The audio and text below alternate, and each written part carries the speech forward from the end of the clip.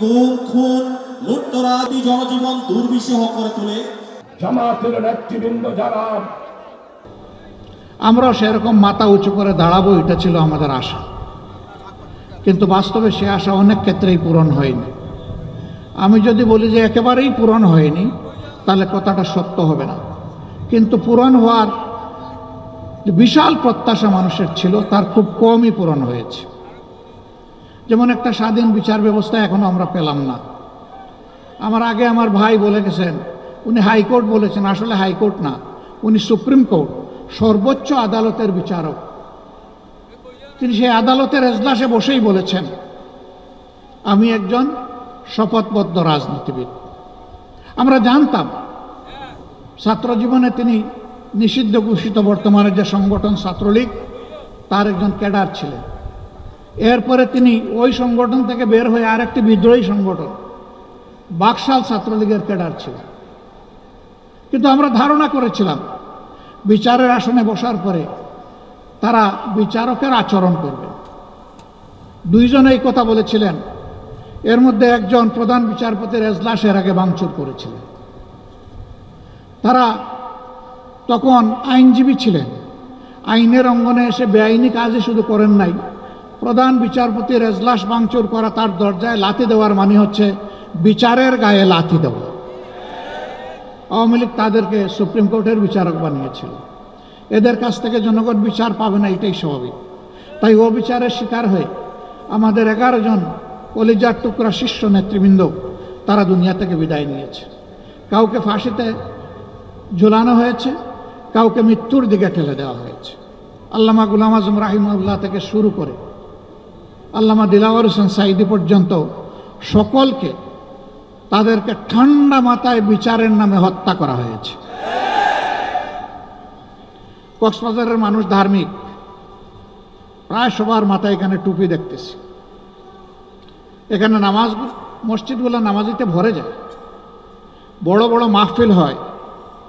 এরকম একটা জায়গায় আমি আশ্চর্য হয়ে গেলাম যে আপনারা বললেন এখানেও নাকি চাঁদাবাজি আছে। আছে? শিওর আপনারা? তাইলে অন্তত এখানে দখল বাণিজ্য নাই, জায়গা জমি অবৈধভাবে দখল করা, গাড়ি ঘোড়া দখল করা, অফিস আদালত দখল করা, ফুটপাত দখল করা, জলমহাল বালুমহাল দখল করা, তারপরে বনমহাল দখল করা, এগুলো তো নাই? সবগুলো আছে। কারা করে? আমাজনের জঙ্গল থেকে বের হয়ে আসা কোনো অদ্ভুত প্রাণী এগুলা করে? এদেশের কিছু মানুষ করে। তাদের কাছে আমাদের বিনীত অনুরোধ, সবাই যার যার জায়গায় রাজনীতি করবেন, যার যার আদর্শ নিয়ে, কিন্তু রাজনীতির সাথে চাঁদাবাজি, দুর্বৃত্তপনা এবং দুর্নীতির কোনো সম্পর্ক নাই। যেখানে চাঁদাবাজি আছে, দুর্বৃত্তপনা আছে, দুর্নীতি আছে, এটার নাম রাজনীতি নয়। ভাই এবং বন্ধুগণ, দয়া করে আমাদের হাজারো হাজার সন্তান যারা খুন হলো, গুম হলো, পঙ্গু হলো, তাদের জীবন, রক্ত, এর প্রতি একটু সম্মান দেখান। এদেরকে অপমান করবেন না। শহীদের আত্মা অভিশাপ দিবে, পঙ্গু আহতদের আত্মা অভিশাপ দিবে, আল্লাহর আসমান থেকে অভিশাপ নেমে আসবে। এ কাজ করবেন না। এ কাজ থেকে নিজেদেরকে বিরত রাখুন, মানুষকে শান্তিতে থাকতে দিন। এখনো শুনতে হয় বেদনার সাথে, ফ্যাসিস্ট আমলেও আমরা ছিলাম নির্যাতিত, তখনও চাঁদাবাজের মহা উৎসব চলত, এখনো চলে।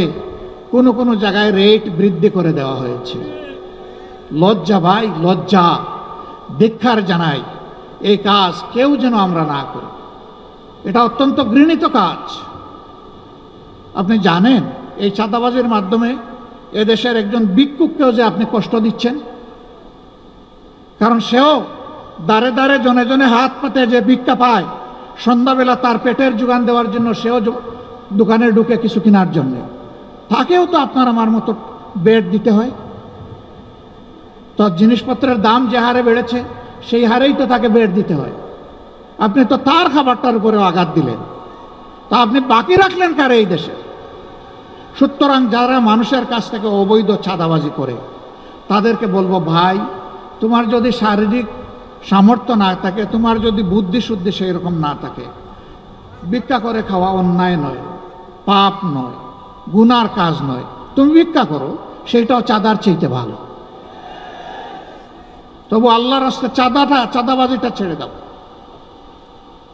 বাংলাদেশ জামাত ইসলামী জনগণই বলে যে সবচেয়ে মজলুম দল। আমি যে কথাগুলো বললাম আপনারা শুনেছেন, এবং এগুলো সাক্ষী আপনারা সব দেশবাসী সাক্ষী। তো কই আমাদের একটা কর্মী সেই রকম দলবল নিয়ে তো কোথাও চাঁদাবাজির উৎসব পালন করছে না। হ্যাঁ, কোথাও আমাদের কানে সামান্য কোনো ব্যতিক্রম আসলে সাথে সাথে আমরা খপ করে তার গলায় ধরি। নো, জামাতে ইসলামীতে এর কোনো সুযোগ নাই।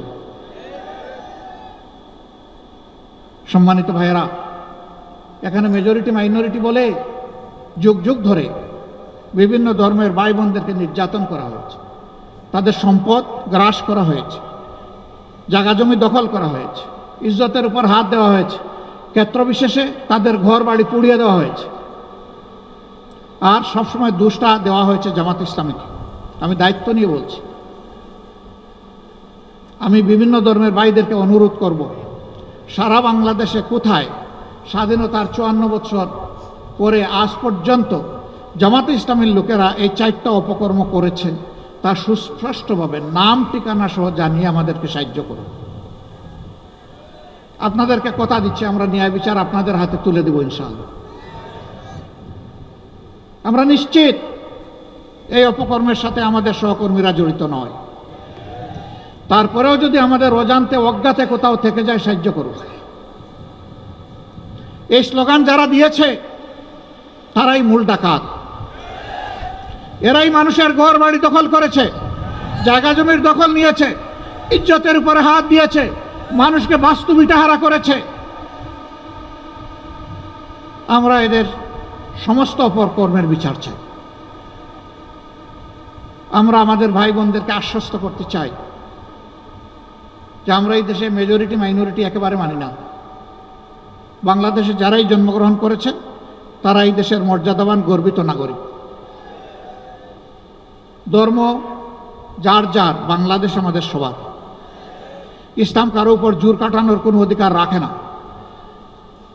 অন্য ধর্ম কোনো ধর্মের উপর জোর কাটাতে পারবে না যদি ওইটা ধর্ম হয়ে থাকে।